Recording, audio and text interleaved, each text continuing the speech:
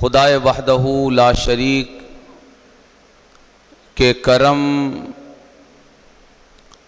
और उसकी तौफीक से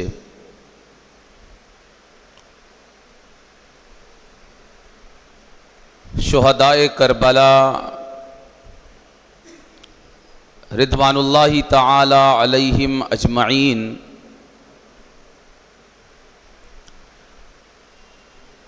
की याद में मुनक़िद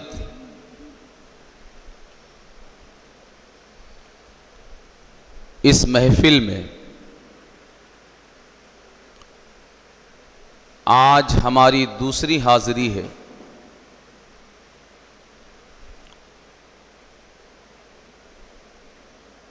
गुज़श्ता कल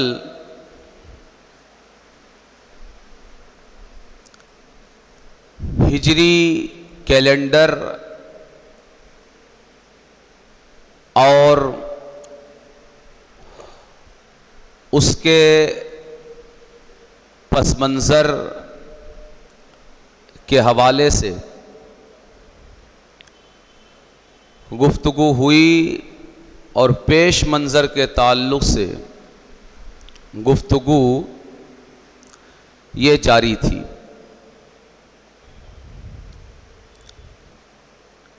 हमने अर्ज़ किया कि आक़ाए करीम सल्लल्लाहु अलैहि व आलिहि वसल्लमा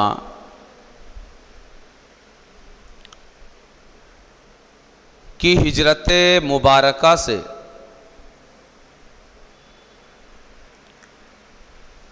हिजरी कैलेंडर का जो आगाज़ हुआ,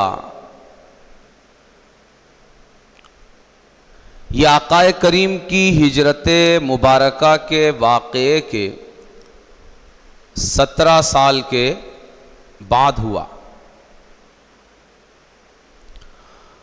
और ये भी अर्ज़ किया कि हिजरी साल के महीनों के जो नाम हैं, ये इस्लाम के दिए हुए नाम नहीं हैं, बल्कि इस्लाम से पहले भी ज़माने जाहिलियत में महीनों के ये नाम ऑलरेडी मौजूद थे। मुहर्रमुल हराम से लेकर ज़ुल्हिज्जतिल हराम तक। इसीलिए जब आक़ाए करीम ने हिजरत फरमाई, उस वक्त हिजरी साल का बाज़ाब्ता कोई वजूद नहीं था, मगर उसके बावजूद हम ये कह पाते हैं और कह पा रहे हैं और ये मुतय्यन कर पा रहे हैं कि आक़ाए करीम की हिजरत का आगाज़ 27 सफ़रुल मुज़फ़्फ़र से हुआ।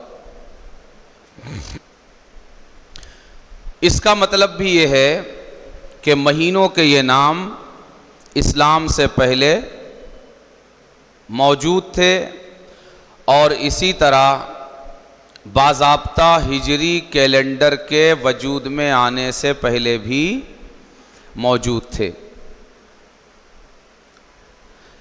मैंने अर्ज़ किया था कि आक़ाए करीम सल्लल्लाहु अलैहि वसल्लम ने 27 सफ़रुल मुज़फ़्फ़र, सफ़र ये रबीउल अव्वल से पहले आने वाला महीना है, यानी हिजरी कैलेंडर का दूसरा महीना सफ़र। कोशिश करें कि आपको हिजरी सन भी याद रहा करे और हिजरी कैलेंडर के महीनों के नाम भी याद रहा करें, कि कहीं ना कहीं इन महीनों से इस्लाम की तारीख़ का बड़ा गहरा और बड़ा मजबूत ताल्लुक है। तो बतौर मुसलमान हमें हिजरी कैलेंडर के महीनों के नाम याद होने चाहिए, हमें कोशिश करना चाहिए। मुहर्रम और सफ़र, सफ़र हिजरी कैलेंडर का ये दूसरा महीना है। इस दूसरे महीने के आखिरी अशरे में 27 तारीख को आक़ाए करीम सल्लल्लाहु अलैहि वसल्लम की हिजरत मुबारका का आगाज़ हुआ। क्या आप इसी तारीख को अपने घर यानी हज़रत उम्मुल मोमिनीन सैयदा खदीजतुल कुबरा रदी अल्लाह ताला अन्हा व अर्दाहा अन्ना के घर से रवाना हुए और निकले, और आपने मौलाए कायनात अलीउल मुर्तज़ा शेर खुदा कर्रमल्लाहु ताला वजहुल करीम को हुक्म फरमाया कि तुम आज की रात मेरे बिस्तर पर सोओगे, और जब दिन निकले तो मेरे पास मक्के वालों की जो अमानतें, जो कीमती सामान, अहम कागजात और इंतहाई कीमती चीज़ें उन्होंने मेरे पास अमानतन रखी हैं। तुम्हें इन अमानतों को तुम सुबह इनके मालिकों के हवाले करके तुम भी मदीना मुनव्वरा को रवाना हो जाना। इस्लाम की तारीख़ और हमारे नबी अल्लाह के आखिरी पैगंबर आखिरुज़्ज़मान सल्लल्लाहु अलैहि वसल्लम की सीरत मुबारका का ये इंतहाई अहम, रोशन और ताबनाक बाब है कि आप देखिए कि कहाँ तो पूरा मक्का, आपका पूरा मुआशरा, पूरा इलाका, हर गरीब और अमीर आपकी जान का दुश्मन बना हुआ है, और इसी बुनियाद पर आपको अपना वतन छोड़ना पड़ रहा है। एक तरफ ये हाल है कि पूरा इलाका जान का दुश्मन है, और दुश्मनी इस हद को बढ़ी हुई है कि आपके लिए वतन छोड़ना जरूरी है। दूसरी तरफ कमाल ये है कि जो जान के दुश्मन हैं वही आपकी अमानतदारी, दियानतदारी और ईमानदारी के अपने पूरे दिलो जान से इतने मुअतरिफ हैं, यानी आपको इतना ईमानदार और अमानतदार भी मानते हैं कि अपनी तमाम कीमती चीज़ें जो आम हालात में इंसान अपने घर में नहीं रख सकता, जैसे आजकल इंसान अपने रुपये पैसे बैंक में रख देता है, अहम कागजात वगैरह लॉकर्स में रख देता है, इस तरह की हिफाजत के जो मकामात हैं वहां उन्हें महफूज कर देता है। मगर उस मुआशरे में पूरे मक्का में सबसे ज्यादा महफूज सबसे ज्यादा मामून, सबसे ज्यादा अमानतदार और अमीन जो घर समझा जाता था, ये वही घर था और वही जात थी जिसके वो जान के दुश्मन थे। यानी कमाल सीरत है। इसीलिए मैं इस सीरत को मोजेजा सीरत कहा करता हूं। मोजेजा सीरत क्यों? इसलिए कि ये आम हालात में आम इंसान की जिंदगी, उसकी सीरत और उसके किरदार के लिए मुमकिन ही नहीं है किसी तरह से कि इंसान आपकी जान का दुश्मन भी हो, कि किसी तरह आपको कत्ल कर दिया जाए और फिर आप पर ईमान और इत्मीनान और यकीन भी इतना हो कि अपना पूरा माल, जायदाद के कागजात और सारी अहम और कीमती चीजें भी आपके पास ही लाकर रखे। ये मोजेजा नहीं तो और क्या है आकाए करीम की सीरत और किरदार का। आकाए करीम की सीरत हम मुसलमानों को इन हालात में भी ये बता रही है कि अगर दुश्मन फिक्री टकराव की बुनियाद पर,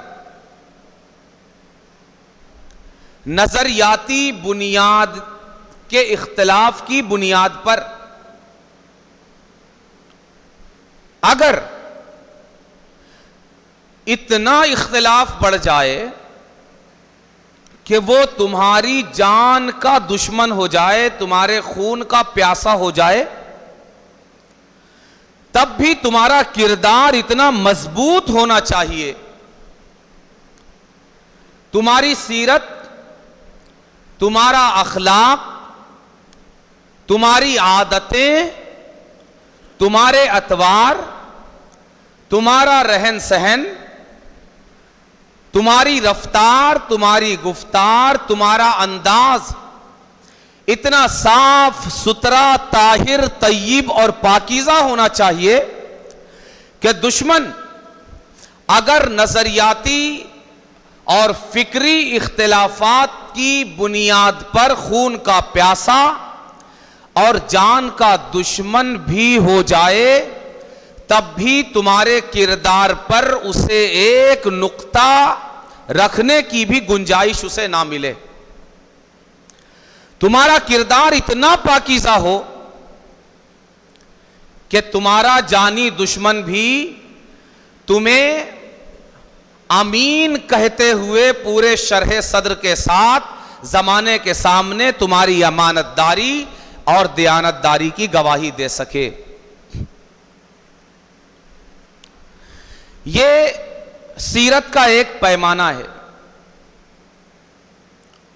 जो सिर्फ आकाए करीम सल्लल्लाहु ताला अलैहि वसल्लमा पर खत्म नहीं हुआ, बल्कि ये दावत है आकाए करीम की तरफ से हम सबके लिए आज तक भी और क़यामत तक आने वाली सारी उम्मत के लिए भी, खासकर आप नौजवानों के लिए, कि खुदा के लिए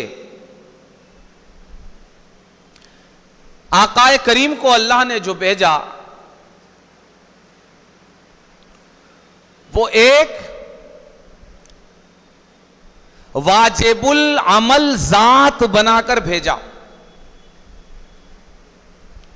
वाजिबुल अमल जात, ऐसी वाजिबुल अमल जात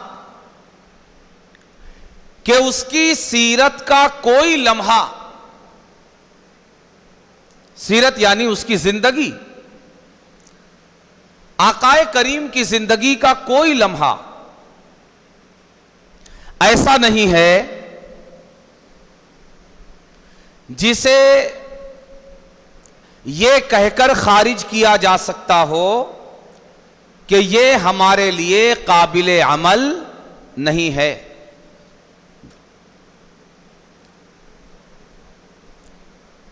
यानी मुसलमानों पर इस एंगल से आप सीरत तैयबा को देखिए कि हम मुसलमानों पर अल्लाह का कितना बड़ा करम और एहसान है कि सारे इंसान उसी के पैदा किए हुए। मुसलमानों को भी उसी ने पैदा किया, यहूदियों को भी उसी ने पैदा किया, ईसाइयों को भी उसी ने पैदा किया, तमाम गैर मुस्लिमों को और मुसलमानों को उसी ने पैदा किया। मगर खास जिन लोगों ने उसकी तौहीद का इकरार कर लिया और आकाए करीम सल्लल्लाहु अलैहि वसल्लम की रिसालत का इकरार कर लिया, उन पर मजीद ये करम है उसका कि उसने एक प्रैक्टिकल, एक कामिल, एक मुकम्मल जिंदगी रहती दुनिया तक के लिए इंसानों के दरमियान भेज दी, मबऊस फरमा दी कि तुम्हें अगर कामयाबी और नाकामी को अपनी इंसानी जिंदगी में तौलना है कि कामयाब जिंदगी कौन सी है और नाकाम जिंदगी कौन सी है, इसलिए कि कामयाबी और नाकामी का पता लगाना, खासकर जिंदगी की कामयाबी और नाकामी का पता लगाना, यह सबसे दुश्वार तरीन मरहला एक इंसान के लिए है। फिरौन भी अपने आप को समझता था कि वो बड़ा कामयाब है। उसने पैमाना यह बना लिया था कि मेरा सारी दुनिया पर राज है,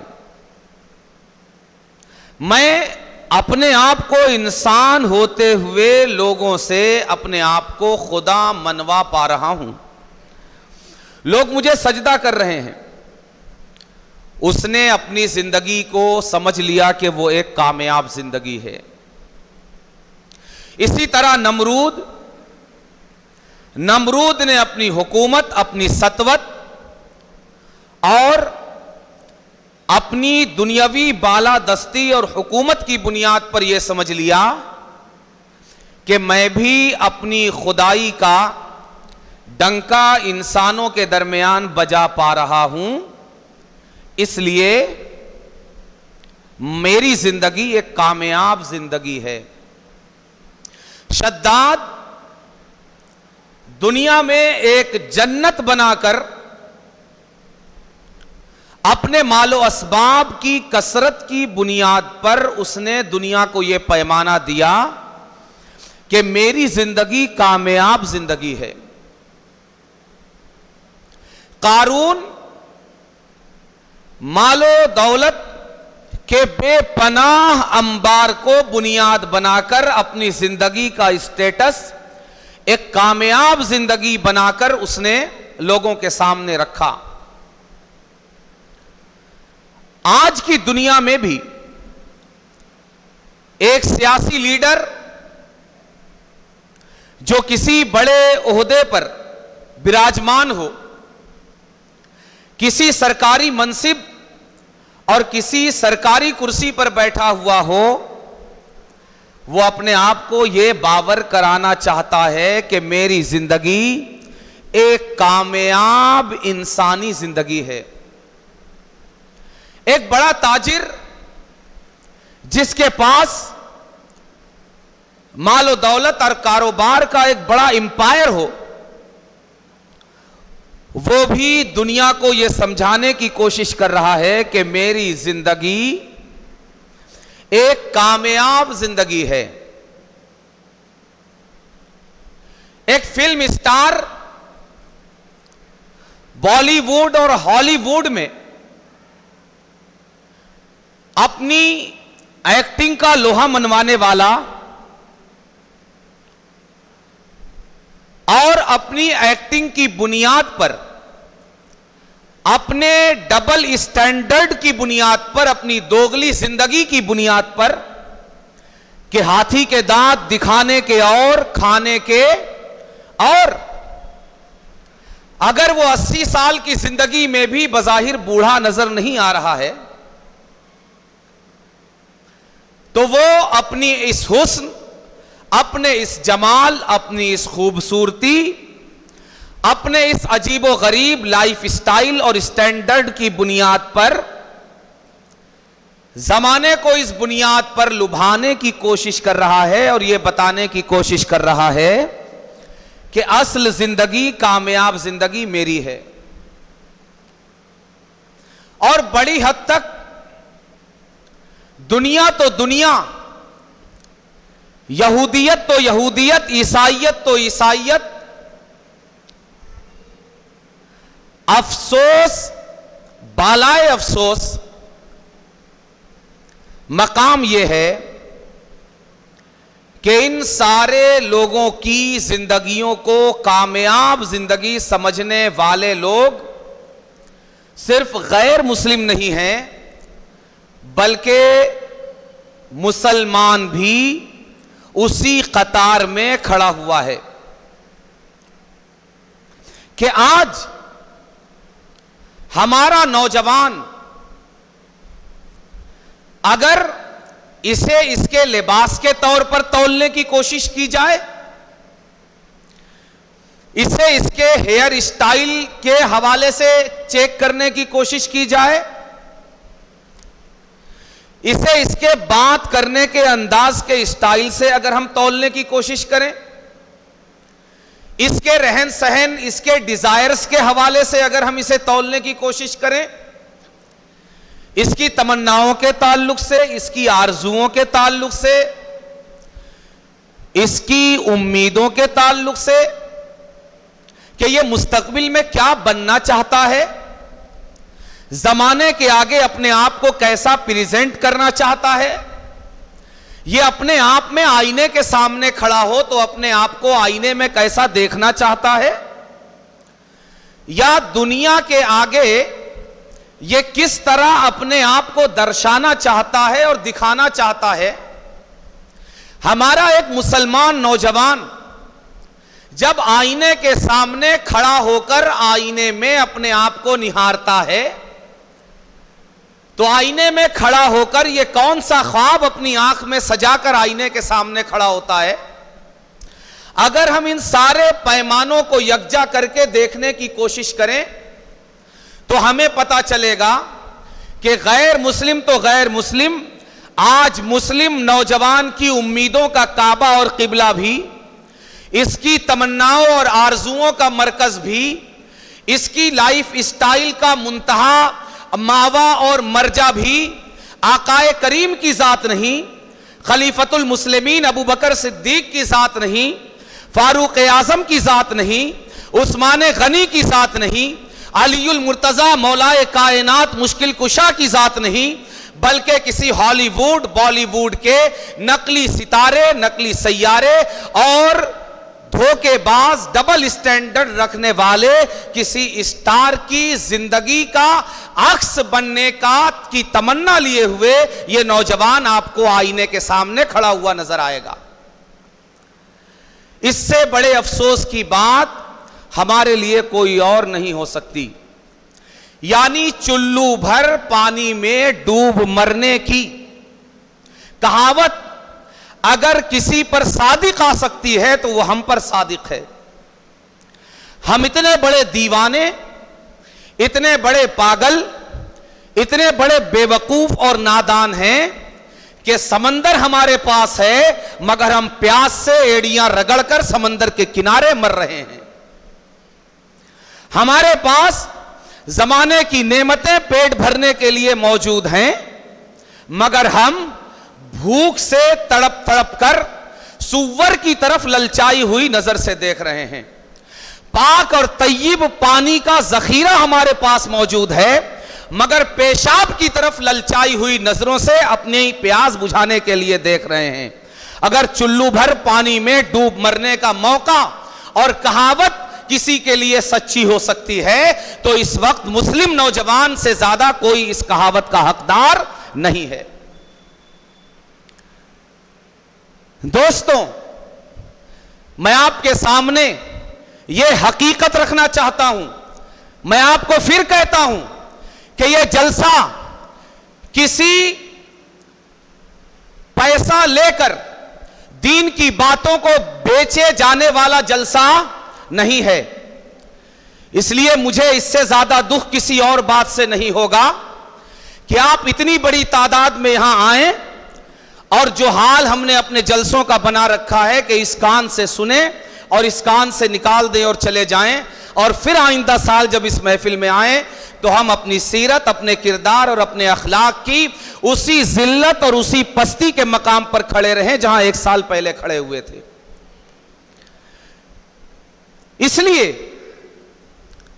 मैं आपसे यह गुजारिश करूंगा और आपके आगे, आपके सामने दस्त बस्ता इस हकीकत को रखने की कोशिश करूंगा कि अल्लाह तबारका व तआला ने यह नहीं फरमाया कि ऐ मुसलमानों, तुम्हारे लिए उसवाए हसना किसी हॉलीवुड के स्टार की जिंदगी में है, तुम्हारे लिए उसवाए हसना किसी बॉलीवुड के स्टार की जिंदगी में है। किसी शाहरुख खान की जिंदगी को देखकर अपनी जिंदगी को उसकी जिंदगी में ढालो और किसी आमिर खान की जिंदगी को देखकर अपनी जिंदगी को उसकी जिंदगी में ढालो। अपनी जिंदगी को अल्लाह ने यह नहीं फरमाया कि अपनी जिंदगी को किसी फिरौन की जिंदगी का नमूना बनाओ या अपनी जिंदगी को किसी शद्दाद की जिंदगी का नमूना बनाओ या अपनी जिंदगी को किसी कारून या नमरूद की जिंदगी का नमूना बनाओ। नहीं, अल्लाह तबारका व तआला ने यह नहीं फरमाया, बल्कि अल्लाह तबारका व तआला ने फरमाया लक़द कान लकुम फी रसूलिल्लाहि उस्वतुन हसना, कि तुम्हारे लिए उस्वे हसना यानी प्रीमियम लाइफ स्टाइल, आला तरीन दर्जे का की सीरत और किरदार, यह पैगंबर आखिरुज़्ज़मा मोहम्मद अरबी सल्लल्लाहु ताला अलैहि वसल्लम की जिंदगी, आपकी सीरत और आपका किरदार है। हमें रब की बात पर यकीन नहीं, या हमको यह लगता है कि रब का दिया हुआ जो नमूना लाइफ स्टाइल और जिंदगी का तरीका है उसमें कुछ कमी है। शाहरुख खान माज़अल्लाह आका से बेहतर जिंदगी गुजारता है, उसका लाइफ स्टाइल आका के लाइफ स्टाइल से ज्यादा बेहतर है। आमिर खान की जिंदगी आकाए करीम की सीरत से ज्यादा खुशगवार सीरत है। किसी फिल्म स्टार की जिंदगी नबी की सीरत से ज्यादा खूबसूरत और बेहतर जिंदगी है। अल्लाह हमारी जिंदगी में हमारी रहनुमाई माज़अल्लाह नहीं कर सकता, वो हमें हमारी रहनुमाई करके किसी कामयाबी की मंजिल तक नहीं पहुंचा सकता, वो हमारे सामने जिंदगी का कोई कामयाब नमूना नहीं रख सकता। क्या वजह है आखिर कि अल्लाह तबारका व तआला ने जो एक इंतहाई अहम और बुलंद तरीन लाइफ स्टाइल हमारे सामने रखा, वो पैगंबर आखिरुज़्ज़मा का लाइफ स्टाइल है, और हम कुत्तों की तरह दुम हिलाते हुए फिल्म इंडस्ट्री के पीछे घूम रहे हैं। यह कुत्तापना हमारा कब खत्म होगा? अगर इससे बदतरीन हमारे लिए कोई कलमा हो तो हमें वो अपने लिए इस्तेमाल करना चाहिए, इसलिए कि हम रब के हुक्म को पीट दे रहे हैं। अगर आपको आपका इंतखाब इतना अच्छा लगता है, मैं सारी दुनिया में मौजूद इस उम्मत के नौजवानों से खिताब कर रहा हूं कि अगर आपको इल्म फिल्म इंडस्ट्री के नौटंकियों की जिंदगी, इनके डबल स्टैंडर्ड रखने वाली जिंदगी अगर इतनी प्यारी लगती है रब का दिया हुआ उस्वा अगर अच्छा नहीं लगता, अगर उनका उस्वा अच्छा लगता है, तो फिर अपनी खुराक और अपने रिज्क के लिए भी कोई और खुदा फिल्म इंडस्ट्री से आप तलाश कर लीजिए जो आपके रिस्क का इंतजाम करे। फिल्म इंडस्ट्री से कोई स्टार ऐसा भी बना लीजिए जो आपके लिए खुदाई का काम दे, जो आपके लिए माबूद बनने की सलाहियत रखता हो, आपके कपड़ों का इंतजाम करे, आपके लिए रिस्क का इंतजाम करे, आपके लिए खुराक का इंतजाम करे, आपके लिए रूह का इंतजाम करे, आपके लिए जिस्मो जान की भलाइयों का इंतजाम करे। और अगर नहीं कर सकते तो फिर कुत्तों की इस जिंदगी को छोड़िए और फिल्म इंडस्ट्री के इन नकली सितारों के पीछे कुत्तों की तरह दुम हिलाते हुए घूमने से छुटकारा हासिल कीजिए और उन स्टार्स के पीछे चलिए जिन्हें अल्लाह के मासूम नबी ने स्टार कहा है। आकाए करीम ने फरमाया, अस्हाबी कन नुजूम बिअय्यिहिम इक्तदैतुम इह्तदैतुम, कि मेरे सहाबा ये सितारे हैं, ये स्टार हैं, इनकी चमक ऐसी चमक है कि जिनकी सीरत और जिनकी किरदार में डबल स्टैंडर्ड नहीं है कि घर के अंदर कुछ और घर के बाहर जब निकलना हो तो मेकअप करके कुछ और। यह घर की चार दीवारी के अंदर भी उसी तरह इनकी सीरत चमकती है जिस तरह इनका किरदार घर के बाहर चमकता है। इसी तरह मैं अपनी माँ और अपनी बहनों से भी और अपनी बेटियों से भी कहना चाहूंगा कि आप भी खुदा के लिए इस जादू नगरी और इस फरेब नगरी से बाहर निकलिए कि आपके कपड़े, आपका मेकअप, आपका अंदाज, हत्ता के आपके बुर्के और आपके नकाब, यहां तक के हमारी जिंदगी, खा मुस्लिम मर्दों की जिंदगी हो या मुस्लिम औरतों की जिंदगी, पूरी तरह हमारी सीरत और हमारा किरदार फिल्म इंडस्ट्री के गिरदा गिर्द घूम रहा है। इससे बड़ी शर्म की हमारे लिए कोई और बात नहीं हो सकती। फिर कलमा क्यों पड़ा है? अल्लाह का कलमा और रसूलुल्लाह का कलमा क्यों पड़ा? भाई, इस्लाम ये एक अमली दीन है। ये कलमा पढ़ के उठा के कहीं ताक में रख दिए जाने वाला दीन नहीं है कि बस कलमा पढ़ लो बाकी ये मरने के बाद काम आएगा। नहीं, इस्लाम मेरी माओ और बहनों, मेरे भाइयों और मेरे बच्चों, इस्लाम, जब आप इस्लाम कहते हैं इसका मतलब यह है कि आपकी जिंदगी का कोई शोशा, कोई गोशा, आपका सोना, आपका जागना, आपका उठना, आपका बैठना, आपका चलना, आपका फिरना, आपकी हर हरकत, हर सुकून, इस्लाम का दायरा इतना बड़ा है कि आपकी हर हरकत और सुकून को अपने अंदर समा सकता है।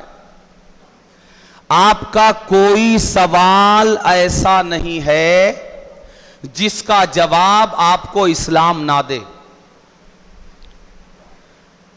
अजी, आप पड़ोस से कब भीख मांगने जाओगे?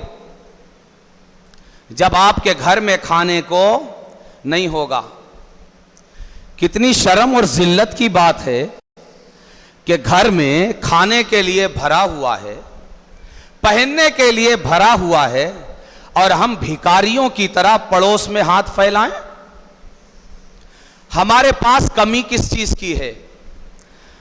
आज हम जलील इसीलिए हैं।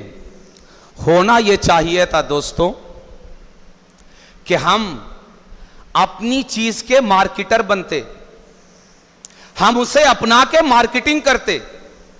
मुझे यह बताइए कि हल्दीराम एक ब्रांड है हमारे यहां मिठाई का। अगर हल्दीराम अपने यहां की मिठाई ना खाए, सारी दुनिया को बनाकर खिला रहा है, लेकिन उसके यहां अगर कोई फंक्शन, कोई तकरीब हो, तो जब उसे मिठाई खाना है तो वो किसी और ब्रांड की मिठाई मंगाकर अपने यहां परोसे। तो आप क्या कहेंगे कि ये ब्रांड जरूर इससे बेहतर है, तभी ये अपना ब्रांड और अपना प्रोडक्ट छोड़कर वो प्रोडक्ट इस्तेमाल कर रहा है। ऐसा है या नहीं है? ऐसा ही है ना? होना यह चाहिए था कि हम रसूल की सीरत को अपनाकर, इसलिए कि इस उम्मत के हर नौजवान का सबसे पहला स्टेटस, आप अपने नाम से पहले, आपका क्या नाम है बेटा? गुलाम मुजतबा। तुम्हारा क्या नाम है? शारिम। आपका ये जो नाम है ना, आपका नाम भी आपका स्टेटस बाद में है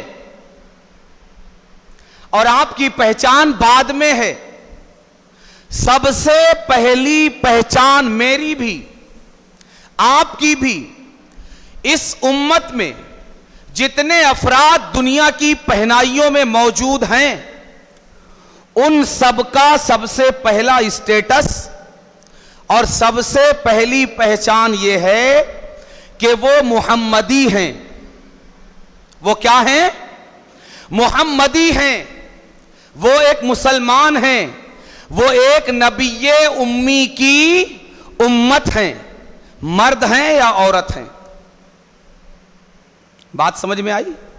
हमारी सबसे पहली पहचान, हम अब्दुल्लाह बाद में हैं, हम अब्दुल रहमान बाद में हैं, और हमारे जो नाम हैं ये सब हमारी पहचान बाद में है। हम नूरुन निसा, अशरफुन निसा, ये बाद में हैं। सबसे पहले हम जिस बुनियाद पर इस दुनिया में पहचाने जाने चाहिए, हमारी औरतें भी हमारे मर्द भी, उनकी सबसे पहली पहचान ये होनी चाहिए कि वो मुहम्मदुर रसूलुल्लाह के फॉलोवर्स और उम्मती हैं। बात समझ में आई? इस हवाले से हमारा अंदाज क्या होना चाहिए?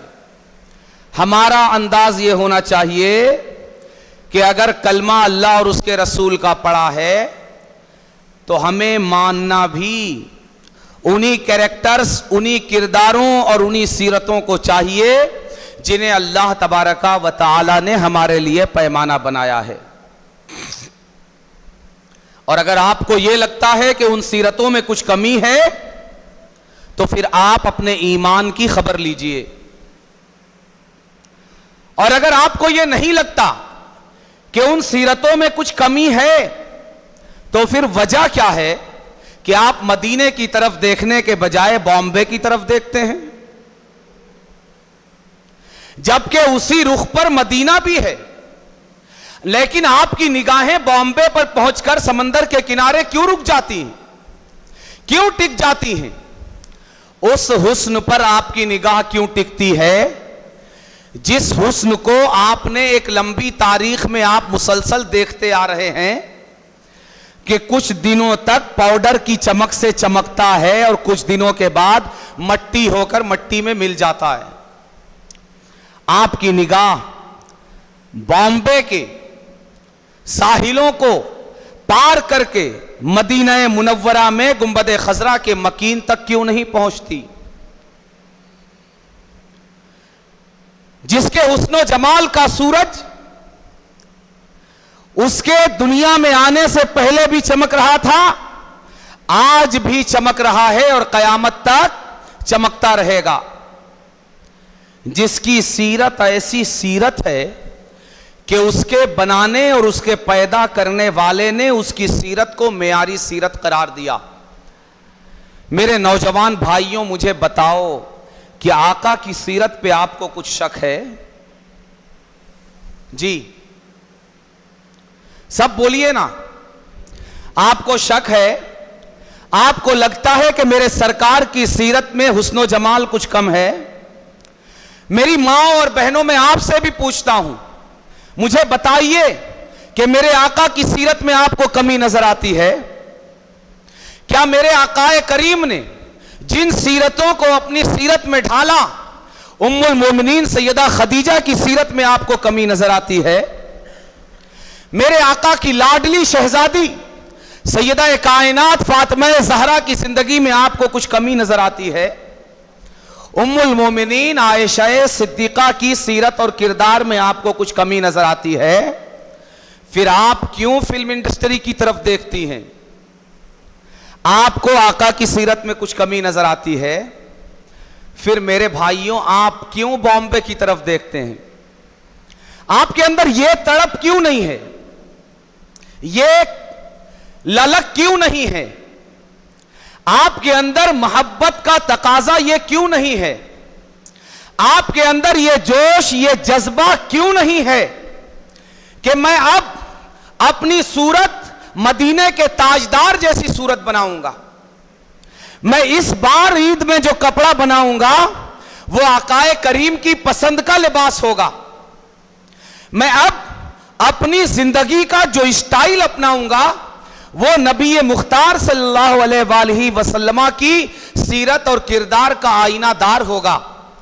मेरी माएं और बहनें जब अपने कपड़ों का कलेक्शन तैयार करने के लिए अपनी तैयारी में जुटती हैं, वो ये क्यों नहीं सोचती कि हम ऐसे कपड़े लेंगे जो आकाए करीम के पसंदीदा कपड़े होंगे, जो आकाए करीम की महबूब तरीन सहाबियात और अहले बैत के पसंदीदा कपड़े होंगे।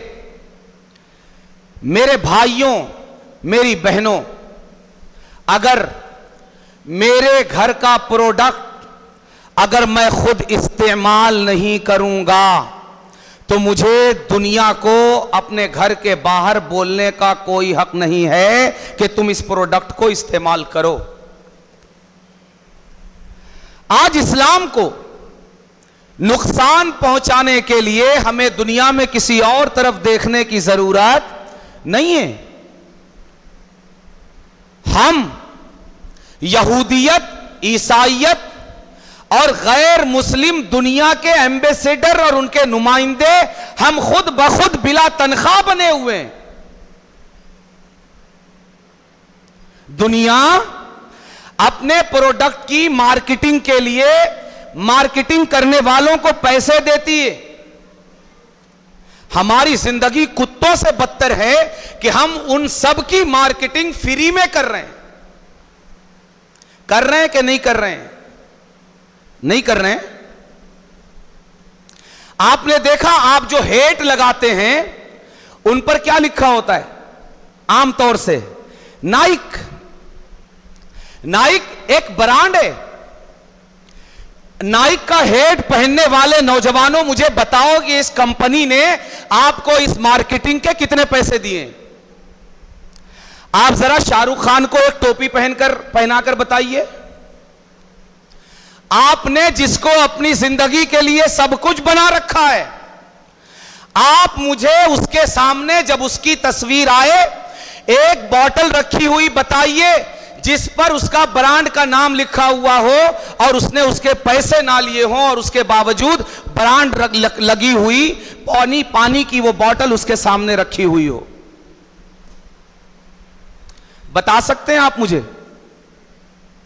अगर पानी की ऐसी बोतल उसके सामने रखी हो जिसमें उसके ब्रांड का नाम हो, कैमरा चालू करने से पहले पीछे फेंक देगा। क्यों? उसके पैसे उसे नहीं मिले हैं। मगर हम कुत्तों से भी कितने बदतर हो गए कि हम दुनिया भर के ब्रांड पैसे देकर हम उनकी मार्केटिंग कर रहे हैं। हमें नाइक का हेट चाहिए, हमें फुला ब्रांड की पैंट चाहिए, हमें फुला ब्रांड का शर्ट चाहिए। हम फ्री में सर पर उनका ब्रांड लगाकर घूम रहे हैं। कभी आप जिसको इज्जत की जिंदगी समझते हैं, खुदा के लिए जिस दिन अल्लाह आपको अक्ल देगा ना, आपकी जिंदगी आपको कुत्तों से बदतर नजर आएगी। जी, आप क्या समझते हैं? आप ब्रांड पहनकर आप बहुत बड़े बन रहे हैं? नहीं, कुत्ते बन रहे हैं आप अपने आप को बेकीमत कर रहे हैं। आपने तो दुनिया की निगाह में भी अपनी कीमत नहीं बनाई कि आप कम से कम दुनिया में ही इतनी कीमत बनाते कि कोई आपके पास आता कि भाई हमारा ब्रांड पहन लीजिए, आपको इतने पैसे देंगे। नहीं, आप चलकर ब्रांड के दरवाजे पर भीख मांगने जा रहे हैं, मुझे ये ब्रांड चाहिए, और अगर आपके यहां स्टॉक खत्म हो गया है तो पेशगी पैसा पकड़िए, मुझे मंगवा कर दीजिएगा, इसलिए कि मैं इस ब्रांड का कुत्ता बन चुका हूं, मुझे पहनना है। लाखों रुपए खर्च करना पड़े तो मैं करूंगा। हम कहां जा रहे हैं? हमारी अक्लें कहां हैं? याद रखिए, इस कुत्तापन पर हम क्यों पहुंचे? इसलिए कि हमने अल्लाह और उसके नबी के दामने करम को छोड़ दिया। हम जब भी अल्लाह का रास्ता छोड़कर इज्जतें तलाश करेंगे, हम जब भी रसूलुल्लाह की सीरत का रास्ता छोड़कर इज्जतें तलाश करेंगे, खुदा की कसम इज्जत नहीं जिल्लत ही हाथ आएगी। और आज हाथ आ रही है। अरे जिसे तुमने स्टार बनाया है, जिसके पीछे तुम कुत्तों की तरह दुम हिलाते नहीं थकते, वो तुमसे हाथ मिलाने के लिए भी तैयार नहीं है। तुम कुत्तों की तरह जाकर उसके घर के बाहर भीड़ लगाकर खड़े रहते हो, सुबह से शाम तक। अगर अपने घर की गैलरी पर आया तो आया, नहीं आया तो नहीं आया, शाम में भूखे प्यासे अपने घर वापस जाओ। तुम्हें रब ने फ्री में इज्जत दी थी, फ्री में। किसने? किसने? सारी कायनात के खालिक व मालिक ने फ्री में इज्जत दी थी। जो तुम्हें सुबह से शाम तक इंतजार नहीं करवाता, वो कहता है मेरी तुम्हें कहां जरूरत है, जहां से जरूरत है वहां पुकारो, मैं एट द टाइम तुम्हारे लिए अवेलेबल और मुहैया हूं। तुम पुकारो, मैं मुहैया हूं, मैं अवेलेबल हूं। तुम जिस नाम से चाहो, अपना एक नाम नहीं रखा, एक जमान में नाम नहीं रखा। तुम रहमान करके पुकारो तो भी मैं अवेलेबल हूं, तुम रहीम कहकर पुकारो तो भी मैं अवेलेबल हूं, तुम गफ्फार कहकर पुकारो तो भी अवेलेबल हूं, तुम सत्तार कहकर पुकारो तो भी अवेलेबल हूं, तुम क़हार कहकर पुकारो तो भी अवेलेबल हूं, तुम गफूर कहकर पुकारो तो भी अवेलेबल हूं। मेरे सैकड़ों नामों में से तुम जिस नाम से मुझे पुकारो, जहां से पुकारो, मैं अवेलेबल हूं। मगर ये जिल्लतें हमने खुद मोल ली हैं। आज से मेरे नौजवानों, जब ब्रांड का कीड़ा हमें काटे और हमारे दिमाग में ब्रांड का कीड़ा ये खुजली करे, तो हमें एक बार जरूर मकीने गुंबदे खजरा की तरफ निगाह उठाकर देखना चाहिए कि रसूलुल्लाह जैसी जात होते हुए हम कुत्तों की इस जिंदगी पर क्यों उतर आए हैं। वजह क्या है? वजह क्या है? याद रखिए, रब ने हम पर यह एहसान किया था, हमें फरमाया था लक़द काना लकुम लकुम लकुम for you, only for you, सिर्फ तुम्हारे लिए। ऐ नौजवानों, सिर्फ तुम्हारे लिए। ऐ नौजवान औरतों, सिर्फ तुम्हारे लिए। ऐ नौजवान मर्दों, सिर्फ तुम्हारे लिए। ओनली फॉर यू, सिर्फ तुम्हारे लिए मोहम्मद अरबी को तुम्हारे दरमियान भेज रहा हूं। इसका सोना सिर्फ तुम्हें दिखाने के लिए है, इसका जागना सिर्फ तुम्हें दिखाने के लिए है, इसका पहनना सिर्फ तुम्हें दिखाने के लिए है, इसका ओढ़ना सिर्फ तुम्हें दिखाने के लिए है, इसका बोलना सिर्फ तुम्हें दिखाने के लिए है, इसका चलना सिर्फ तुम्हें दिखाने के लिए है, इसका खड़ा हो जाना सिर्फ तुम्हें दिखाने के लिए है, इसका खामोश हो जाना सिर्फ तुम्हें दिखाने के लिए है, इसका घर में रहना सिर्फ तुम्हें दिखाने के लिए है, घर से बाहर आ जाना सिर्फ तुम्हें दिखाने के लिए है। Only for you. मेरी उम्मत के नौजवानों, आपसे रब ने खिताब किया था। किसने? रब ने आपसे।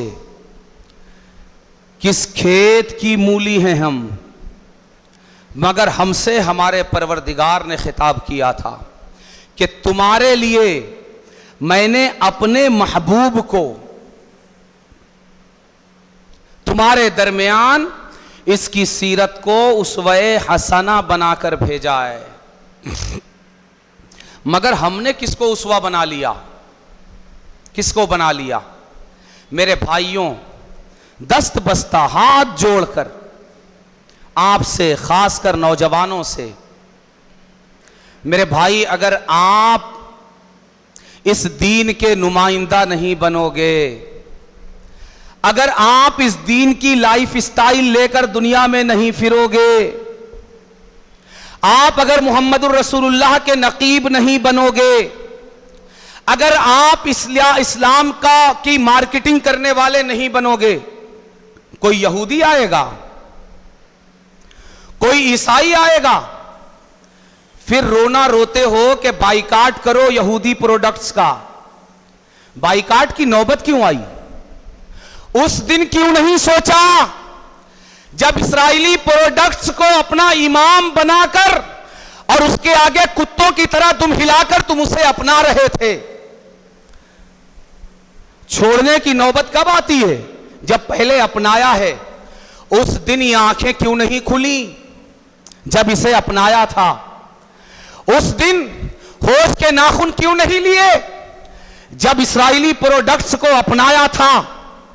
आज तुम उसके बाइकाट की बात करते हो, तुम्हें शर्म नहीं आती कि आज अगर तुमने बाइकाट कर भी दिया, तुम्हारे आज तुम जो उसका प्रोडक्ट इस्तेमाल करते, आज की कमाई से बम और बारूद खरीद कर तुम्हारे मजलूम मुस्लिम फिलिस्तीनी भाइयों पर नहीं बरसा रहा है, बल्कि आज तक कुत्तों की जिंदगी बनाकर तुमने उसका प्रोडक्ट जो माजी में इस्तेमाल करके करोड़ों अरबों खरबों उसे कमा कर दिए हैं, उन पैसों से बम और बारूद तुम्हारे फिलिस्तीनी भाइयों पर वो बरसा रहा है। आज तुम बाइकाट करके उसके माल में कमी पैदा कर दोगे। मुझे बताओ, तुम उस माल का क्या करोगे? उस बम और बारूद का क्या करोगे जो तुम्हें खिलाकर, तुम्हें पिलाकर कमाई करके उसने तैयार करके रखा है और तुम्हारे भाइयों और बहनों पे बरसा रहा है? तुम्हारी बेवकूफियों की हद है, तुम्हारी नादानियों की हद है, तुम्हारे निकम्मेपन की हद है। सालों कमा कर दिया है और चंद महीनों से बोलते हो बाइकाट करो। सालों से कहां सो रहे थे? ये अक्ल घास चरने गई थी? क्यों समझ में नहीं आया कि ब्रांड, हम मोहम्मदी ब्रांड इस्तेमाल करेंगे, हम दुनिया के ब्रांड पर थूक देंगे। हमें नहीं चाहिए यहूदी ब्रांड, हमें नहीं चाहिए इस्राएली ब्रांड। हमारे पास ब्रांड वो है जो मासूम ब्रांड है, जिसके कंटेंट्स में कभी ना इंसानी बदन के लिए कोई मुज़िर और तकलीफ दे चीज होती है, ना इसकी रूह के लिए। कभी इसके ब्रांड में सूअर की चर्बी नहीं मिलेगी। खुदा जो ब्रांड देगा, कभी उसमें बदन को, सेहत को, जिस्म को, रूह को नुकसान पहुंचाने वाली कोई चीज आपको नहीं मिलेगी। मगर आपकी अक्ल पर न जाने कहां से पत्थर पड़े हुए हैं, न जाने आपको अपने रब की बातों में शक क्यों है, न जाने आपके ईमान में इतनी कमजोरी क्यों है कि आपको इस्लाम का कुछ भी तो अच्छा नहीं लगता।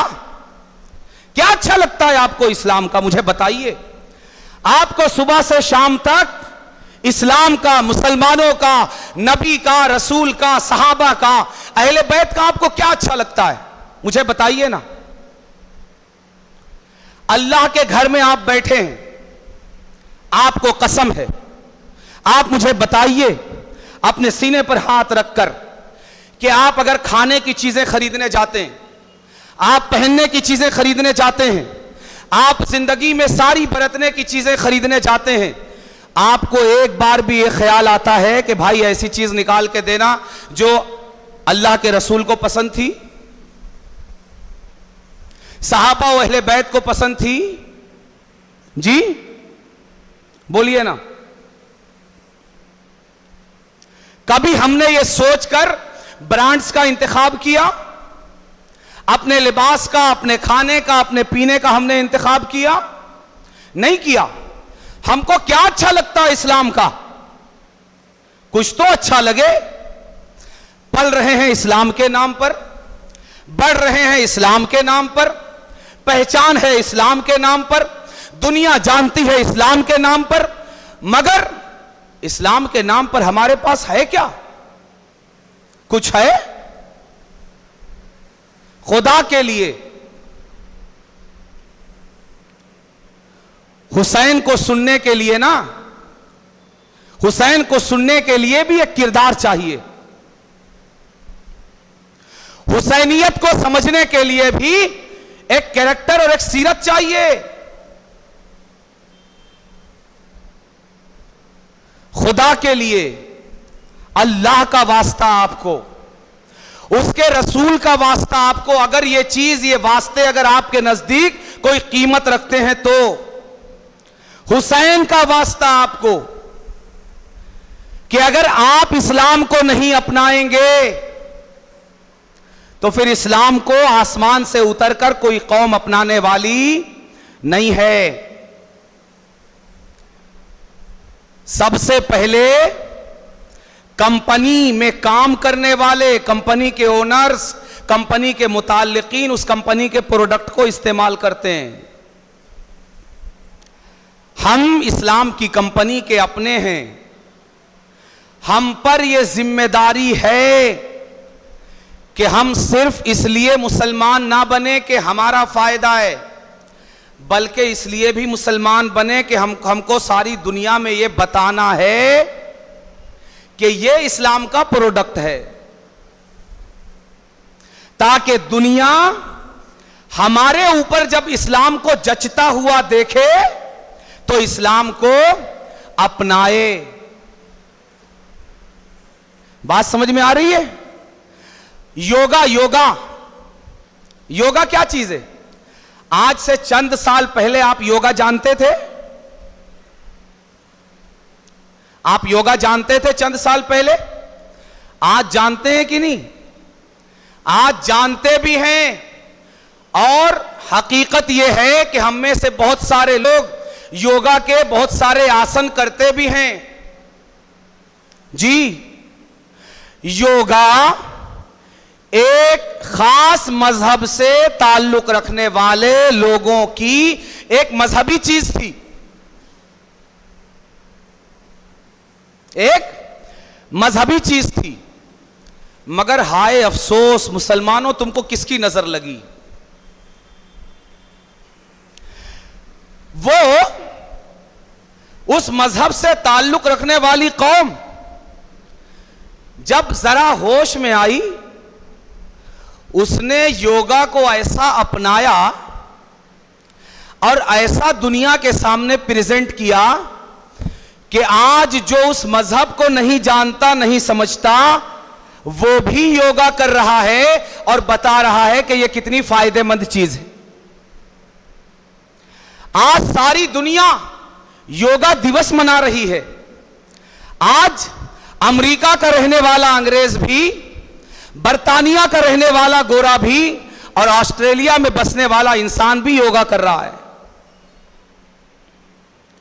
हमें शर्म आनी चाहिए कि आज इस कौम ने अपनी एक मजहबी खास चीज को आज सारी दुनिया के लिए जरूरत बनाकर रख दिया, और सारी दुनिया बिला तफरीके मजहब, जिस दीन, जिस धर्म, जिस मजहब के मानने वाले लोग हों, आज वो योगा कर रहे हैं। मगर हमारे पास नमाज, रोजा, हज, ज़कात, ये तो फराइज है। खुदा की कसम, नबी की सुन्नतें, नबी की हर अदा अपने अंदर आखिरत का ही नहीं, दुनिया का ऐसा फायदा रखती है कि दुनिया की किसी और अदा में वो फायदा नहीं मिल सकता। मगर हम इस फायदे को दुनिया के सामने कब रख सकते हैं? कब रख सकते हैं? जब हम उसे अपनाएंगे। जब मुझे खुद अपनी चीज पर फख्र नहीं है, मैं दूसरे को सजेस्ट करूंगा कि भाई आप थोड़ा इसको चेक करके तो देखिए। कर सकता हूं मैं? नहीं कर सकता। हमें इस्लाम को पूरी तरह खुद पहले अपनाना पड़ेगा। आका की सीरत को हमें खुद पहले अपनाना पड़ेगा। जब हम अपनाएंगे, जब हम इसके फायदे खुद अपनाकर उठाएंगे, फिर जमाने में इसकी मार्केटिंग करेंगे, जमाने को बताएंगे कि इसका यह फायदा है, इसका यह फायदा, तब दुनिया इसे अपनाएगी। इसलिए अल्लाह तबारक व तआला ने आकाए करीम की सीरत को मोजेज़ा सीरत बनाया है, वाजिबुल अमल सीरत बनाया है। इस पर अमल में फायदा ही फायदा है, नुकसान कोई नहीं। और मोजेज़ा सीरत है और मासूम सीरत है। मासूम सीरत है क्या मतलब? दुनिया के सारे रिसर्च स्कॉलर, सारे साइंसदान मिलकर भी मुस्तफ़ा जाने रहमत की जिंदगी की एक अदा को भी दुनिया के लिए या आखिरत के लिए, जिस्म के लिए या रूह के लिए नुकसानदेह साबित नहीं कर सकते। समझ में आ रहा है आप? ऐसी सीरत हमारे पास मौजूद है। इसलिए शुहदाए करबला के तज़किरों का एक फैज़ान हमारी ज़िंदगी में हमें यह भी इख्तियार करना चाहिए कि हम ये अहद करें कि आकाए करीम की सीरत को हम प्रायोरिटी देंगे। सिर्फ प्रायोरिटी नहीं, बल्कि हमारी ज़िंदगी में काबिले अमल यही एक सीरत होगी, दूसरी कोई और सीरत नहीं। बात समझ में आई जी? तो गुफ्तगू आकाए करीम की सीरत की चल रही थी। क्या गुफ्तगू थी? कि सारी आबादी दुश्मने जान है। नजरियाती तौर पर, फिक्री तौर पर, दीनी तौर पर, मजहबी तौर पर सारी दुनिया दुश्मने जान बनी हुई है, मगर किरदार इतना अटल है, सीरत इतनी अटूट है, सीरत इतनी साफ, इतनी शफाफ, इतनी क्लीन और इतनी खूबसूरत है कि वो दुश्मनाने जान भी अपना सारा कीमती सरमाया इसी जात के पास रखे हुए हैं। ये सीरत चाहिए कि कोई हमारी जान का तो दुश्मन हो, मगर हमारे किरदार पर उसे हर्फ रखने की गुंजाइश ना हो। यह सीरत नबी करीम सल्लल्लाहु अलैहि वसल्लम जब 27 सफरुल मुजफ्फर को अपने काशाने अक़दस से निकल रहे हैं, आप इस जगह भी थोड़ा सा रुक कर यह देखिए कि पूरा इलाका पीछे लगा हुआ है। पूरा इलाका, हर खास हर आम। सीरत की इन बारीकियों को समझिए, क्योंकि हमें इस पर अमल करना है। पूरा मक्का, वहां के सरदार भी, वहां के आम लोग भी, नौजवान भी, बूढ़े भी, मर्द भी, औरतें भी, सब जान की दुश्मन है कि बस सामना हो और माज़अल्लाह खत्म करके रख दें। आप इस हाल में यह अंदाजा लगाइए कि सबसे पहले एक इंसान को किस चीज की फिक्र होगी? अपनी जान की। अपनी जान की फिक्र होगी ना, कि मैं किस तरह अपनी जान बचा के यहां से निकल जाऊं। और पता है, यह भी मालूम है कि मीटिंग पूरे मक्के की हो चुकी है। पूरे मक्का के 40 सरदारों ने अपनी अपनी तरफ से एक एक नौजवान को नुमाइंदा बनाकर आकाए करीम के घर के बाहर तलवार को बेनियाम करके खड़ा कर दिया है। थोड़ा वो तस्वीर देखिए, आकाए करीम का घर है, घर के चारों तरफ कुरैश के 40 ताकतवर तरीन नौजवान असलहे से लेस अपनी तलवारों को नियाम से बाहर करके खड़े हुए हैं। उस वक्त उस घर के अंदर मौजूद शख्सियत को सबसे ज्यादा फिक्र किस चीज की होनी चाहिए?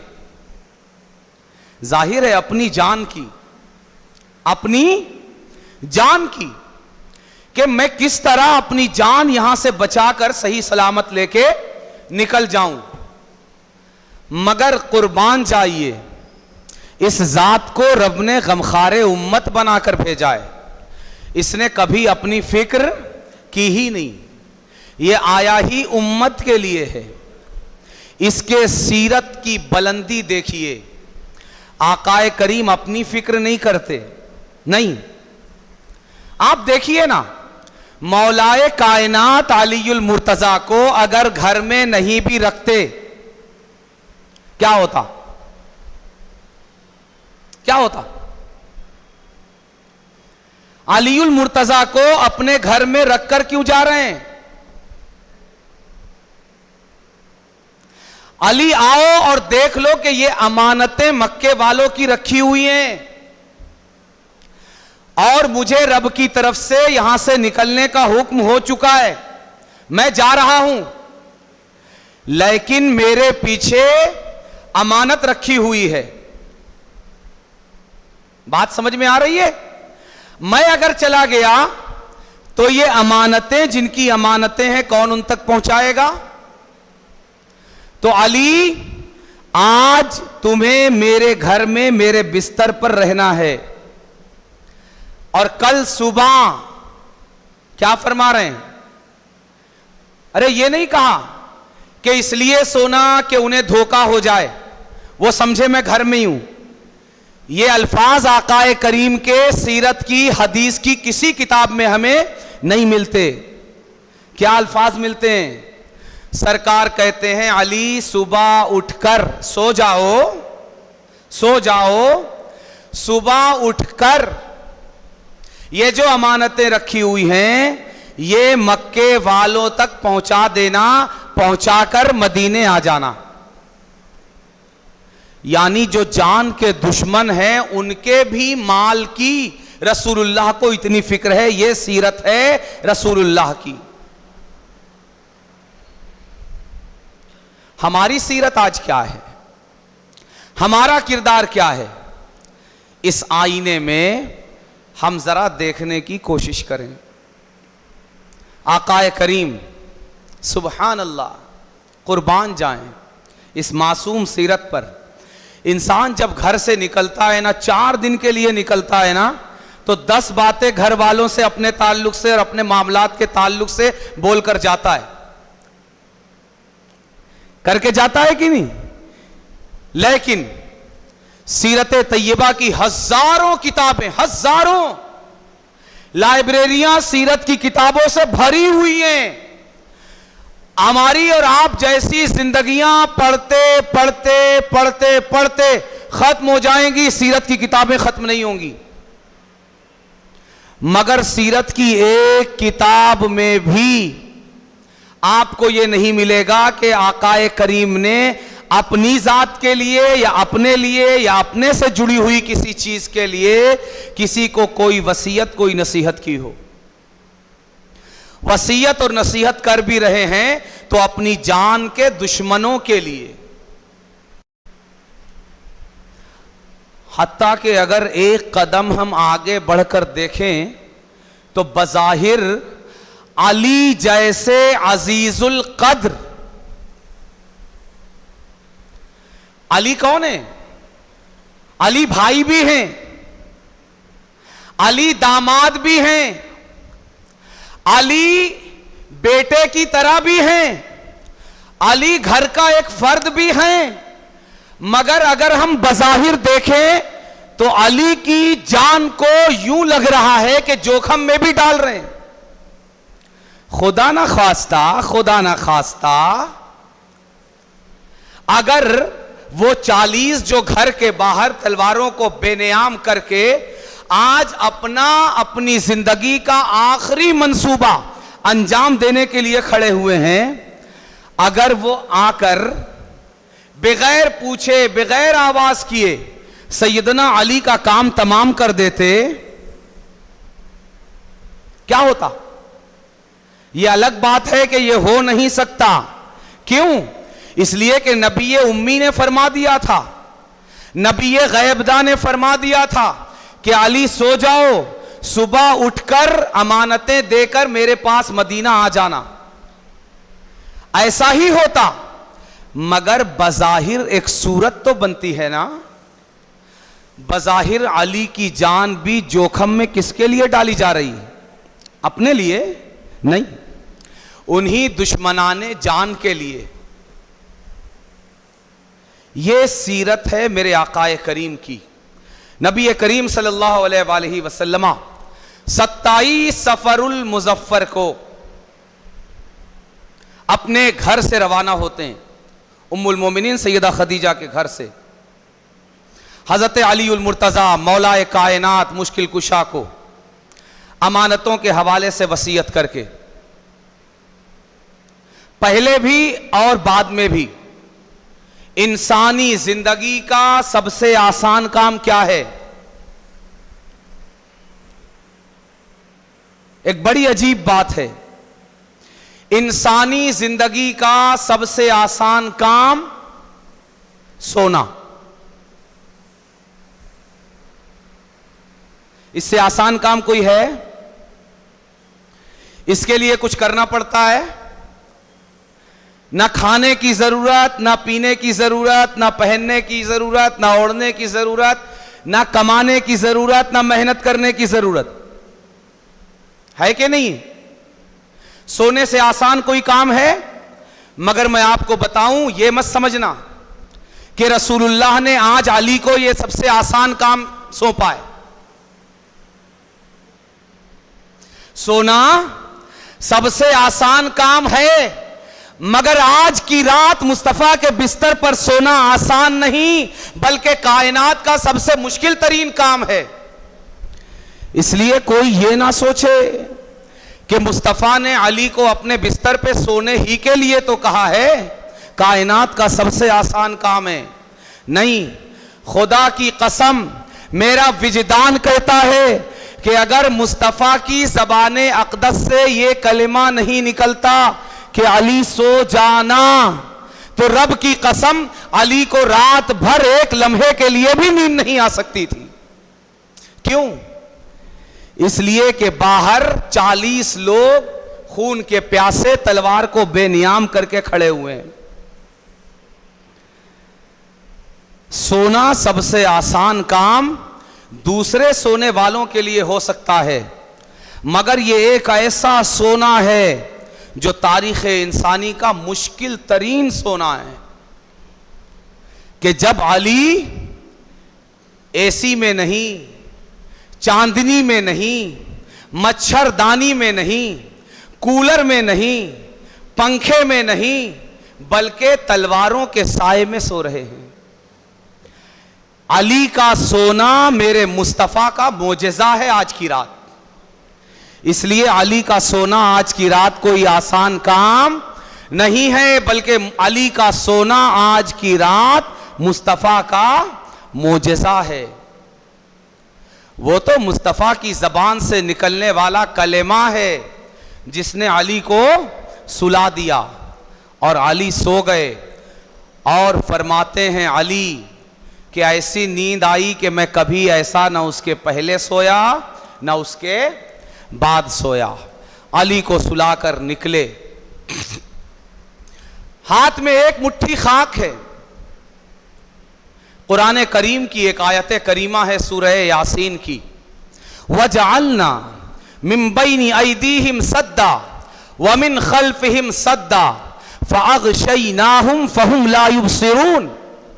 ये पढ़ा कि हमने उनके आगे भी दीवार खींच दी, उनके पीछे भी दीवार खींच दी, हमने उसे ढांप दिया और उन्हें इस हालत पर कर दिया कि अब उन्हें नजर ही नहीं आता। एक मुट्ठी खाक उठाई, आयत करीमा पड़ी और उनके सरों पर डाल दी। सब की आंखें बेनूर हो गईं। आकाए करीम सिद्दीक अकबर के घर पहुंचे। सिद्दीक अकबर के घर पहुंचे तो मैंने अर्ज किया कि सिद्दीक अकबर पहले से तैयार मौजूद थे। हत्ता के 4 महीना पहले से, कितने महीने? 4 महीना पहले से सैयदना सिद्दीक अकबर रदी अल्लाह ताला अन्हो ने 2 ऊंटनियां खरीद कर, कितनी? 2 ऊंटनियां खरीद कर एक इंसान के पास जिसका नाम अब्दुल्ला बिन उरैकित था, उसके पास अमानतन रखवा दिया कि वक्त आने पर फला जगह पर मैं तुझसे यह तलब करूंगा, वहां इसे पहुंचा देना। अब्दुल्ला बिन उरैकित के पास ये दोनों ऊंटनियां पल रही थीं। और इस सफर की अहम बात मैंने अर्ज किया था कल कि सैयदना सिद्दीक अकबर ने पूरे घर में झाड़ू लगाकर सारा मालो असबाब आकाए करीम की बारगाह में सिर्फ एक बार लाकर ढेर नहीं किया है। जब जैश उसरा की तैयारी का वक्त था, एक मर्तबा तो उस वक्त तमाम मालो असबाब को लाकर ढेर किया, और दूसरी मर्तबा हिजरत के मौके पर फिर से अपने पूरे घर में झाड़ू लगा दिया और सारा मालो असबाब साथ बांध लिया। हत्ता के आपके जो वालिद थे अबू कुहाफा, इनकी एक उम्र हो गई थी, बहुत कम नजर आता था। हजरत अबू बकर सिद्दीक के घर से निकलने के बाद आकाए करीम के साथ जब उन्होंने हजरत आयशा सिद्दीका रदी अल्लाह ताला अन्हा और हजरत अस्मा रदी अल्लाह ताला अन्हा, ये 2 बहनें हजरत सिद्दीक अकबर की शहजादियां ये घर में मौजूद थीं, और अबू कुहाफा भी मौजूद थे, हजरत अबू बकर सिद्दीक के वालिद। इन्होंने इन बच्चियों से पूछा, हजरत आयशा और हजरत अस्मा रदी अल्लाह ताला अन्हुमा से, कि अबू बकर कहां है? तो इन्होंने बताया कि ऐसा ऐसा वो चले गए। तो कहा मालो असबाब छोड़कर गया है या नहीं? तो हजरत आयशा सिद्दीका कहती हैं कि वालिद तो सब कुछ लेकर जा चुके थे, मालो असबाब जहां रखे जाते थे हमने उन थैलियों में पत्थर गोटे भर दिए। क्या किए? पत्थर गोटे भर के मालो असबाब जहां रखे जाते थे वहां हमने पत्थरों की इन बोरियों को जमा दिया। और जब सिद्दीक अकबर के वालिद अबू कुहाफा को यकीन नहीं आया तो उनको यकीन दिलाने के लिए उनका हाथ पकड़ के वहां तक लेकर गए और उनका हाथ पत्थर गोटों की उन थैलियों को लगाया, ताकि उन्हें इत्मीनान हो जाए कि माल रखा हुआ है घर में, अबू बकर सिद्दीक सब कुछ झाड़ू लगाकर नहीं ले गए। यह सिद्दीक अकबर की शान है कि एक बार नहीं बल्कि 2 मर्तबा पूरा माल आकाए करीम की जात पर कुर्बान किया है। इसीलिए आकाए करीम इरशाद फरमाते हैं कि मैंने सबका बदला चुका दिया, सबका हक अदा कर दिया, मगर अबू बकर सिद्दीक एक ऐसी जात का नाम है जिसका हक मेरा रब ही अदा करेगा और इसका बदला मेरा रब ही चुकाएगा। यह शान सिद्दीक अकबर है। चले गार की तरफ, घर से निकलकर गारे सौर, गारे सौर ये तकरीबन 4 किलोमीटर के फासले पर है। कहां से? आकाए करीम सल्लल्लाहु अलैहि वसल्लम के काशाने अक़दस से।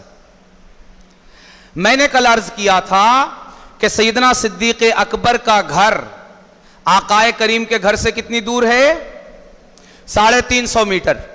कितना? 350 मीटर, यानी आधा किलोमीटर से भी कम। जिन लोगों को उस दयारे मुकद्दस की हाज़री नसीब हुई है, वो शार इब्राहिम खलील तो जानते होंगे। शार इब्राहिम खलील रोड, आमतौर से इसी सड़क पर हिंदुस्तानी हुज्जाज का क़याम रहता है जो हज कमेटी से जाते हैं। शार इब्राहिम खलील रोड पर एक तरफ क्लॉक टावर है लेफ्ट में, और राइट में मक्का टावर है। आमतौर से लोग क्लॉक टावर को ही मक्का टावर कह देते हैं, वो मक्का टावर नहीं है, वो क्लॉक टावर। राइट में मक्का टावर है, लेफ्ट में क्लॉक टावर है। तो शार इब्राहिम खलील पर राइट में जो मक्का टावर है, उसी मक्का टावर के मकाम पर सैयदना अबू बकर सिद्दीक रज़ी अल्लाह ताला अन्हु का घर वाक़े था। और आज भी उस मकाम पर मस्जिद अबू बकर सिद्दीक बनी हुई, जमीन से नहीं है, एक मॉल के अंदर वो ऊपर बनी हुई, उसी मकाम पर। तो ये 350 मीटर पर, और वहां से निकले हैं, और गारे सौर की पूरी मसाफत 4 किलोमीटर। कितनी? 4 किलोमीटर। आज गर्मी की हालत में हाजियों का जो हाल इस साल हज में हुआ है वो हमारे सामने। सैकड़ों हुज्जाजे किराम गर्मी की शिद्दत की वजह से अल्लाह को प्यारे हो गए। आप अंदाजा लगाइए कि जो इंसान अपनी जान बचाकर जा रहा हो, सारे मुआशरे से बचकर जा रहा हो, सारा मुआशरा जानी दुश्मन हो, मक्के वालों ने जिसकी जान पर सैकड़ों ऊंटों का इनाम मुकर्रर कर दिया हो, आज मुस्लिम मुआशरे में आज मुखबिरों की कमी नहीं है। 100 रुपए पर मुखबिरी करते नहीं करते, अपना ईमान बेचते हैं। आज मुसलमानों के मुआशरे का यह हाल है, तो आप काफिरों के मुआशरे का अंदाजा लगाइए। उस मुआशरे में तो खुदा के खौफ का कोई तसव्वुर ही नहीं था, और वहां सैकड़ों ऊंट इनाम में दिए जाएंगे जो मोहम्मद अरबी को जिंदा या माअज़ल्लाह उस हाल में लाकर देगा। 7 बार माअज़ल्लाह। कैसी होड़ और कैसी दौड़ लगी होगी मोहम्मद अरबी को पकड़कर लाने वालों की। इस हाल में जो निकला हो, हमारे हुज्जाजे किराम के दिल तो बल्लियों उछलते हैं जब वो हज के लिए तशरीफ ले जाते हैं कि आज उन्हें इतनी बड़ी सादत हासिल हुई। वो तो खुशी के आलम में होते हैं, फिर भी प्यास की शिद्दत ने सैकड़ों हुज्जाजे किराम की जान ले ली। आप उस कैफियत का अंदाजा लगाइए कि मुस्तफ़ा जाने रहमत सवारी से नहीं, पैदल 4 किलोमीटर का सफर तय फरमा रहे हैं। किस हाल में? आसमान से आग बरस रही, जमीन तप रही है, दुश्मन जान को आ रहा है, तशरीफ ले जा रहे हैं। 4 किलोमीटर का यह सफर तय किया। उसके बाद में कितने? 760 मीटर की ऊंचाई है जमीन से गारे सौर की। कितनी है जी? 760 ऊंचाई है, तकरीबन 1.25 किलोमीटर। कितनी? 1000 मीटर का है ना, 1000 मीटर का 1 किलोमीटर होता है। 760 मीटर की यह ऊंचाई है। आज भी जो लोग गए हैं, अगर लाखों लोग हज को गए हैं ना, तो उनमें से चंद सैकड़े भी पूरे नहीं होंगे जो लोग गारे सौर की जियारत के लिए जाते हैं। चंद सैकड़ा लोग भी। 760 मीटर की ऊंचाई है। आज पत्थरों से या पहाड़ को काटकर कुछ सीढ़ियां भी बना दी गई हैं जिससे हुज्जाज को चढ़ने उतरने में आसानी होती। उस जमाने में इस तरह की भी कोई सहूलत मौजूद नहीं थी। और आप देखिए कि सख्त रास्ते पर भी जब लोगों का आना जाना ज्यादा होता है तो रास्ता हमवार हो जाता है। उस रास्ते पर पैर जमने लगते हैं, मट्टी जम जाती है। मगर ये किस्मत तो गारे सौर की आकाए करीम के बाद खुली ना, कि हजारों लोग अब गारे सौर को देखने जा रहे हैं। सरकार के जाने से पहले कौन उसे तकने जाता था? उसने सरकार को पहले तका, तब अब उसे तकने दुनिया जाती। तो अब एक रास्ता बन गया। मगर सरकार की हिजरत से पहले इस तरह का कोई निजाम नहीं था। आकाए करीम को 760 मीटर की ऊंचाई अभी तय करनी है। पीछे से दुश्मन के आने का अंदेशा भी है। आकाए करीम सल्लल्लाहु अलैहि वसल्लम दुश्मन को पैरों के निशान ना मिलें, इसलिए कि ये निशान भी क्या थे, जमीन भी मजबूर थी ना, जमीन भी मजबूर थी। क्या करती? गारे सौर, जबले सौर की जमीन को भी तो आज पहली मर्तबा मौका मिला था। मताफ को तो यह मौका मिला करता था, हरम को तो यह मौका मिला करता था, मक्के के बाजारों गली कूचों को तो यह मौका मिला करता था कि वो नक्शे पाए मोहम्मद को अपने सीने में सजा ले। मगर गारे सौर को तो आज पहली मर्तबा मिला था, आगे फिर मिलता या नहीं। तो आकाए करीम के कदमों के लिए जिस तरह हर जमीन मोम हो जाया करती थी, गारे सौर की पथरीली और चट्टानें भी आकाए करीम के तलवाहाए मुबारक के लिए मोम हो गई, अपने सीने में बसाने लगी, ऐसा छापने लगी, ऐसा छापने लगी जैसे छापे आप दुनिया भर में देखते हैं।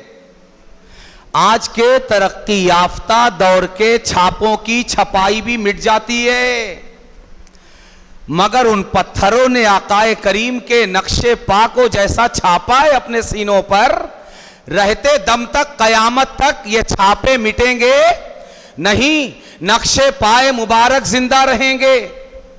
ये शान है दोस्तों। तो आकाए करीम ने फिर क्या किया? दुश्मनों को पैरों के निशान न मिल जाएं, आप पंजों के बल चलने लगे। जब सिद्दीक़ अकबर ने यह कैफियत देखी कि मेरे महबूब, मेरे आका, मेरे सब कुछ जब पंजों के बल ये चढ़ाई चढ़ रहे हैं, तो कुर्बान जाइए। उम्र क्या है उस वक्त? सिद्दीक़ आकाए करीम सल्लल्लाहु अलैहि वसल्लम की उमर शरीफ उस वक्त 53 बरस है। कितनी? 53 बरस। और सैयदना सिद्दीक़ अकबर रदी अल्लाह ताला अन्हु गालिबन 2 साल आकाए करीम से उम्र के एतबार से छोटे थे। क्या उम्र हो गई? 51 साल। 51 साल के सैयदना सिद्दीक़ अकबर जब देखते हैं कि आकाए करीम सल्लल्लाहु अलैहि वसल्लम पंजों के बल चढ़ रहे हैं, तो आकाए करीम सल्लल्लाहु अलैहि वसल्लम के पूरे क्या किस्मत है सिद्दीक़ अकबर की, पूरे सरापा को जुल्फ़हाए मुबारक से लेकर, जुल्फ़े अंबरी से लेकर तलवाहाए नाज़नी तक पूरे वजूदे सरकार को अपने वजूद पर, 51 साल के वजूद पर सवार कर लेते हैं। अजी आज भी किसी को सवार करके लेकर गारे सौर तक चढ़ना नामुमकिन नहीं तो बहुत दुश्वार है।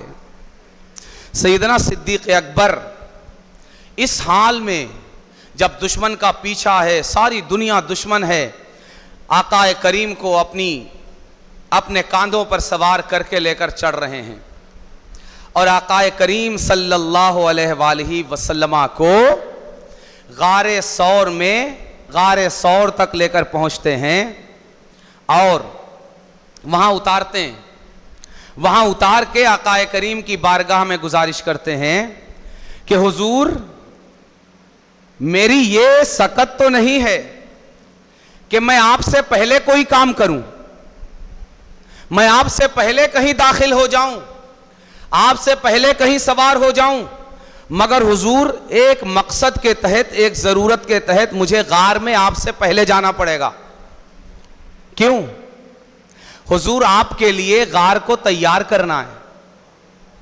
मेरे पास कुमकुमे तो नहीं है, मेरे पास बिजली तो नहीं है, मेरे पास रोशनी तो नहीं है, मेरे पास ईरान के कालीन तो नहीं है, मेरे पास झूमर तो नहीं है, मेरे पास फानूस तो नहीं है, मेरे पास गद्दी गद्दे तो नहीं है, मगर हुजूर सिद्दीक के बदन पर कपड़ा मौजूद है, सिद्दीक के कंधों पर चादर मौजूद है। हुजूर मेरे पास लाइटें नहीं तो क्या हुआ, गारे सौर को आपकी शब गुजारी के लिए सजाने की खातिर कोई फानूस, कोई झूमर, कोई कालीन, कोई और जेवर नहीं तो क्या हुआ, सिद्दीक इस गारे सौर को आज अपने बदन के कपड़ों से सजाएगा। हुजूर इजाजत दें कि इस जरूरत के तहत मैं गार में आपसे पहले जाऊं। सिद्दीक अकबर गार में आपसे पहले तशरीफ ले गए और गार को सजा दिया। जिधर नजर जाती सिद्दीक अकबर के बदन के कपड़े का एक टुकड़ा चमक रहा होता, उसकी झलक नजर आती। सारे छेद, सारे सुराख बंद कर दिए, झाड़ दिया, साफ कर दिया, एक या दो सुराख रह गए। उसको कैसे सजाएं? या रसूलुल्लाह कपड़ा खत्म हो गया, मगर अभी अबू बकर का वजूद बाकी है। और इतना सजाने के बाद इस बद्र कामिल को और इस शम्से हिदायत को, आकाए करीम सल्लल्लाहु अलैहि वसल्लम को गारे सौर में अंदर आने की दावत देते हैं कि हुजूर गार तैयार हो चुका, अब तशरीफ ले आएं। और आकाए करीम सल्लल्लाहु अलैहि वसल्लम सैयदना अबू बकर सिद्दीक की दावत पर, गोया के अबू बकर सिद्दीक गारे सौर में आकाए करीम के मेजबान बन गए। और कैसी मेजबानी की है, सिर्फ आपने मेजबानी नहीं की, पूरा घर खिदमत में लगा हुआ है। अब्दुल्ला बिन अबू बकर बेटे भी, अस्मा बिनते अबी बकर बेटी भी, आमिर बिन फुहैरा गुलाम भी, सब खिदमत में लगे हुए हैं। और इस पूरे खानदाने अबू बकर ने कैसी मेजबानी की है, कैसी वफादारी का अंदाज आकाए करीम की बारगाह में पेश किया है, ये दास्तान इंशाअल्लाह कल से कंटिन्यू करेंगे। आज की गुफ्तगू यही मुकम्मल करते हैं कि ये चांद अपने घर से निकलकर अबू बकर सिद्दीक के घर में तुलू हुआ और अब इस चांद का स्टे गारे सौर में है और ये चांद गारे सौर की किस्मत को चमका रहा है। अल्लाह तबारक व तआला इस चांद के सदक़े हमारी किस्मतें भी चमका दे। इस चांद की रोशनी हमारी सीरत और हमारे किरदार को भी अता फरमा दे। वमा अलैना इल्लल बलाग।